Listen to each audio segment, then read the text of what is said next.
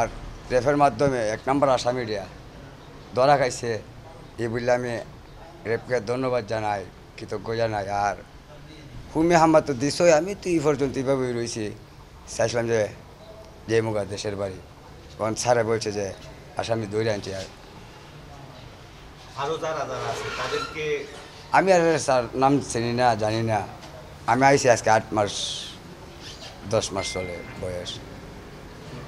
তো তাদেরকে কি ধরা দরকার কিনা তো দ্রুত জি স্যার, আমি হ্যাঁ দ্রুত বেগে ধরছে যে আমি এটার লাগে ধন্যবাদ। অনেক ধন্যবাদ জানাই বিচার রেফের চান মাধ্যমে। কিনা আপনি? জি, আমি সঠিক বিচার চাই। আচ্ছা হুমকি দাম কি কারা দিচ্ছে নাম জানেন? জি না, আচ্ছা আচ্ছা, সালামের সাথে আর কে কে ছিল? আমি নামটা বলতে পারতাম না, আমার খেয়াল নাই। আমি অসুস্থ মানুষ, আমার খেয়াল নাই। মানে 3 জন লোক, 2 জনের নাম বলতে পারতেছি। সেলাম আর যে মহিলায় আমার মেয়ের নিয়ে দিছে রেখা, আর হের নামটা দেখি আমার মনা। আপনারা জানেন সিলেটে বেশ কিছুদিন পূর্বে চাকরির প্রলোভন দেখিয়ে, বিয়ের প্রলোভন দেখিয়ে একজন তরুণীকে তার ইচ্ছার বিরুদ্ধে গণধর্ষণ করা হয়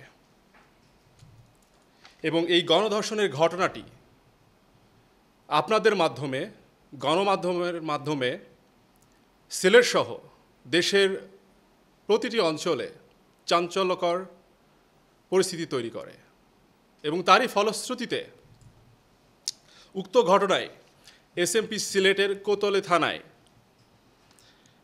নারী ও শিশু নির্যাতন দমন আইন 2000 অনুযায়ী গণধর্ষণের মামলা হয়